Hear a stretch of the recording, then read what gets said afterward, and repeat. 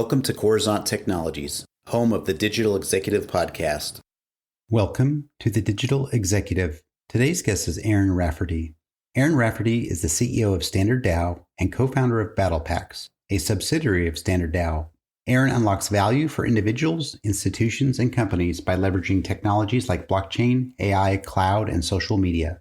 Aaron's primary focus is to build products that enhance engagement and productivity for college students. Rafferty has been featured in several publications, including Benzinga, Investors Business Daily, International Business Times, and more. Well, good afternoon, Aaron. Welcome to the show. Thanks for having me, Brian. Absolutely. Appreciate you making the time. I know you're hailing out of the great state of California there in Orange County, kind of my old stomping grounds. I know we've got a couple hour difference, but I still appreciate you making the time, jumping on the show. So thanks again, Aaron.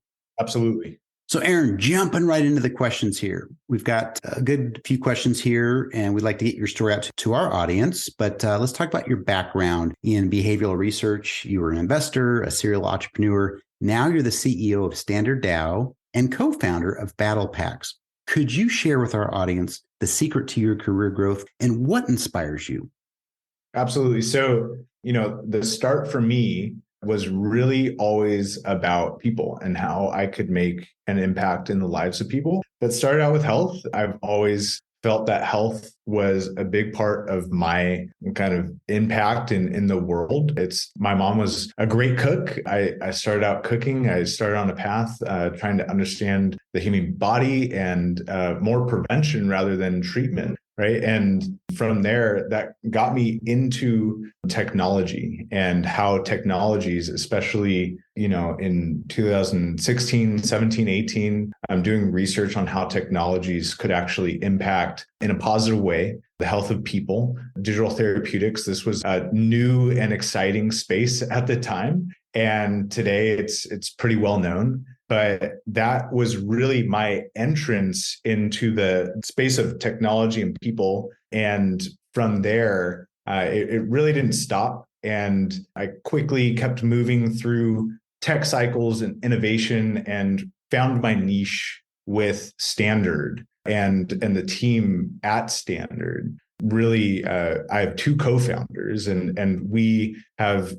formed quite a bond to be able to bring a product as well as a community that really focuses on impacting people and impacting the lives of people through technology and innovative practices and also thought. A lot of technology is just saying, I think we could do this better. I think that the traditional ways of doing things, that they could be much better and better for people. Right. I think, there's a lot of technology out there, but a human-centered approach on really how we can benefit people, that's really at the core of everything that I do. And it's what, excites me every day to get up. I don't go to work. I love what I do. And that's really how I bring that out, especially with our teams and even in partners and in life. Love it. And I love the passion, and I can always tell when you've got a entrepreneur on the podcast here and they really talk about the love of not the work, but the love of the things that they're building and contributing back to the world or society. So that's awesome. And we can hear it in your voice. Trust me. So love that. Aaron, switching gears a little bit, you and your companies are involved in a lot of emerging tech, right? Can you talk to us about the pros and cons of using AI in education and tech? Yes, great question. It's one that is at the core of a lot of conversations, especially with researchers in institutions, faculty, grades of all levels, parents, big issues and positives in parents. I think there's a lot of concern about AI with parents and also students. It's kind of mixed with students. Some students are wanting to use these tools and some don't feel that it's actually right to do so. So a little bit about my background and what we're doing with Standard. We have a subsidiary called BattlePACs, and BattlePACs actually has a large community of college as well as high school students that we work to build not only technology, but also a platform for where they can make their voices heard. And with the technology that we look at, we're actually building AI tools that make the education experience not only faster, but also just more enhanced in general, right? So if I'm in my class and I want to have a more hands-on experience in class, but I'm worried about the test at the end of, the month, it's really to my detriment that I can't really focus on the topic or the lesson. And so what we're seeing with AI tools today is that, you can bring a recording or you can bring some of this information that is held in that classroom. And really it's that IP that these institutions they either have or they're generating. And it starts with the classroom. It starts at the level of the teacher, the professor, and their interaction with students. And now you have the ability as a student, now I can take that information and I can reorganize it so that it's more tangible to me, right? It's almost having like a tutor. I think that going to see, especially next year, I think every student, they're out for summer break now, but next year we're going to see a whole new blossoming of personal tutors that we just never had the opportunity. Teachers don't have the bandwidth for this. There's not enough capability from the student affairs side to put these things together. But now everyone's going to have a personal tutor in their pocket, and it's going to curate this content and these lessons to the students. Now, on the flip side, you're also having probably the most generic essays that we've ever had. When it's done with AI, when this content and this information, or even these different, outputs that we're getting from these students, when it's done with AI,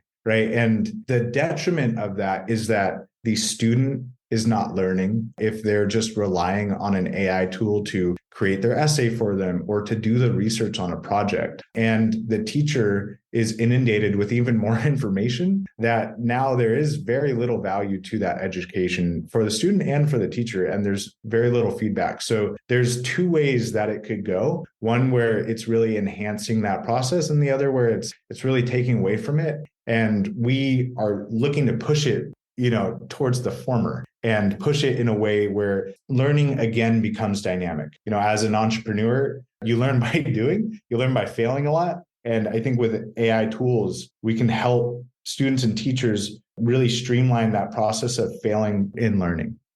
Thank you, Aaron. Appreciate that. And I love not the stomping grounds, but you have that community of students that are there to really be that test bed for all the stuff that you're doing with AI and education. I think that's awesome. So thank you. And Aaron, we want to dive just a tad deeper into emerging tech, maybe in your tech stack. Is there anything you're able to share with us today?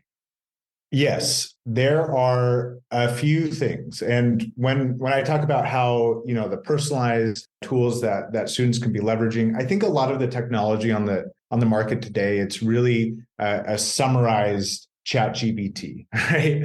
I think a lot of it is a kind of putting some lipstick on an existing tool. And for that same reason, there's also, you might create something on top of ChatGPT or a similar application, and in a month, OpenAI has launched its update and everything's obsolete. And so it's really important to be thinking about the things that OpenAI, they've enabled, I think for everyone, right? That's why Microsoft invested in them, because they went past what Microsoft was doing. But thinking about what these large language models are giving the capabilities to, and then thinking about the industries that this technology is not being used in. And this is kind of like the fundamental approach, and not only not being used in, but could be so powerful for. And so to give kind of like an example, one of the things and one of the markets that we're going into and finding a lot of value in is if you look at anything that has to do with a deal by deal basis, where essentially you're building technology that is connecting people. And that's really what a deal is. And so if you think about transaction-based opportunities, you have deals in real estate, you have in business brokerage. And we already see this in Japan. A major business broker, actually a young guy, he was 32, and he started his company in 2018, brought on some AI tech in 2022. And now they're number one in Japan. They're the number one business broker because they they figured out how to leverage this technology to match the business owners or sellers to the folks that wanted to buy it. And a lot of time it came down to identifying those key characteristics from the sellers that made them more likely to sell to a given individual or business. And we're doing similar things. We're finding similar value in matching, people to opportunities and connecting people in different spaces.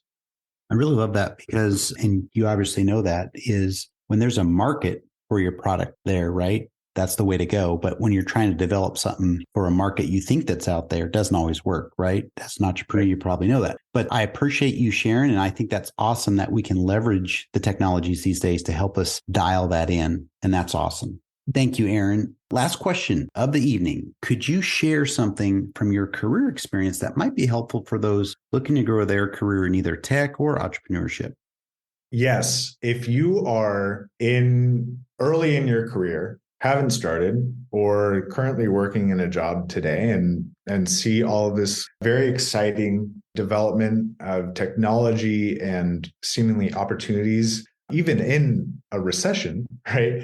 I think there's a lot of opportunity today that people think that this technology is extremely inaccessible when it's actually quite the opposite. There's never been more ability for someone to enter this space, the space of technology, the space of really anything, especially when you're leveraging and able to leverage AI. And leveraging AI could be as simple as you can teach yourself with AI by using it to be your tutor on a given subject. And really, I think for any young entrepreneur that wants to go out into the world today, the biggest thing that I could suggest is making your story public and really giving everyone else the ability to see what you are doing, how you're doing it, and why you're doing it, and really understanding that yourself, so that when you do go out and create something amazing, there's been a group, if not,